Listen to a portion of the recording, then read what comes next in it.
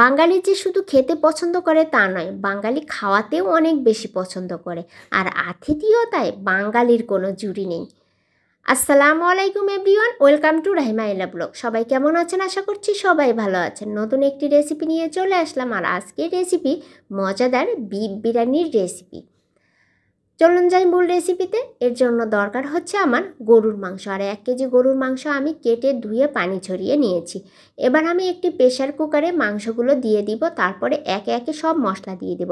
আর আজকে আমি কোনো প্যাকেটের মশলা দিয়ে বিরিয়ানিটা করব না, হাতে বাটা মশলা দিয়ে আমি বিরিয়ানিটা করব।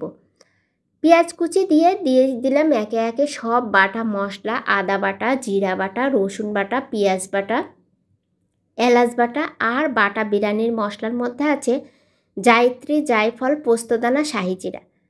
তারপরে দিয়ে দিলাম মরিচের গুঁড়া এবং পরিমাণ মতো লবণ। আরও দিয়ে দিয়েছি গোটা কয়েকটা মশলা, গোলমরিচ, লং, দারুচিনি। দিলাম বাদাম বাটা। আর বাদাম বাটা কিন্তু বিরিয়ানির টেস্টটা অনেকটা বাড়িয়ে দেয়।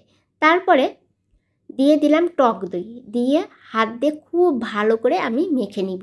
আমি কিন্তু এখন তেল দিচ্ছি না, তেলটা দেব আমি মেরিনেটের পরে। আর তেল মেরিনেটের পরে দিলে ভালো হয়, কারণ মেরিনেট করার সময় তেল থাকলে মেরিনেটটা ভালো হয় না। সেজন্য আমি পরে দিব তেলটা।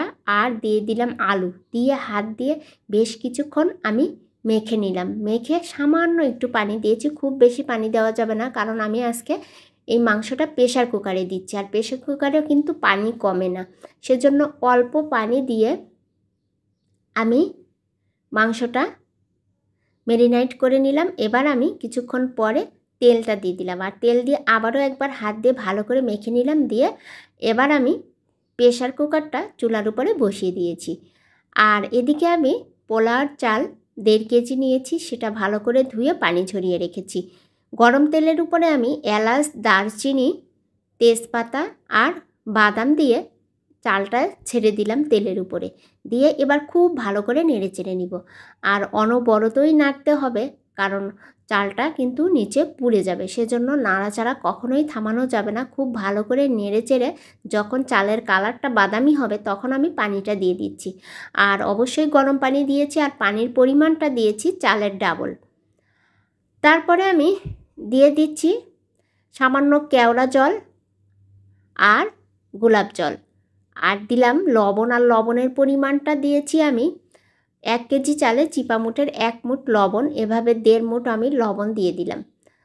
তারপরে কাঁচামরিচ দিয়ে দিব, দিয়ে আমি ঢাকনা দিয়ে ঢেকে দিব। ঢাকনা দিয়ে ঢেকে আমি কিছুক্ষণ আগুনের আঁচটা বাড়িয়ে দিব। একটু মিডিয়াম টু হাই আছে আমি জালটা দিয়ে, তারপরে আমি যখন পানিটা কমে যাবে তখন আমি লো টু মিডিয়ামে দিয়ে নিব। এই তো পানি কমে গেছে। এবার আমি করে রাখা মাংসটা দিয়ে দিলাম। আর মাংস দিয়ে এবার আমি হালকা করে নেড়ে চেড়ে দেব। খুব বেশি ঘাটাঘাটি করে নাড়াচাড়া করা যাবে না। তারপরে হালকা করে নেড়ে এবার আমি একদম আস্তে আগুনটা দিয়ে একদম লো আঁচে আমি দমে দিয়ে দিব। ঢাকনা দিয়ে ঢেকে দিলাম। ঢাকনা দিয়ে ঢেকে একদম লো আঁচে দেওয়ার পরে কিছুক্ষণ পরে ঢাকনাটা খুলে দেখলাম এই যে একদম ঝরঝরে মজাদার বিরিয়ানি আমার করা হয়ে গেছে। দেখতে পাচ্ছেন কি সুন্দর ঝরঝরে হয়েছে, একদম ঝরঝরে, এবং জিভে কিন্তু পানি চলে এসেছে। তারপরে আবারও ঢাকনাতে ঢেকে আরও কিছুক্ষণ রেখে দিলাম। এই যে দেখতে পাচ্ছেন কি সুন্দর হয়েছে দেখতে, আর খেতে আরও বেশি মজা হয়েছে। তারপরে আমি এবার এটা প্লেটে দিয়ে দিচ্ছি। এই যে দেখেন প্লেটে দিয়েছি। আর এত মজার বিরিয়ানির সাথে যদি এরকম চিকেন ফ্রাই থাকে তাহলে কিন্তু খেতে আরও বেশি মজা লাগে। দেখতে যতটা সুন্দর হয়েছে খেতে কিন্তু আরও বেশি মজা হয়েছে।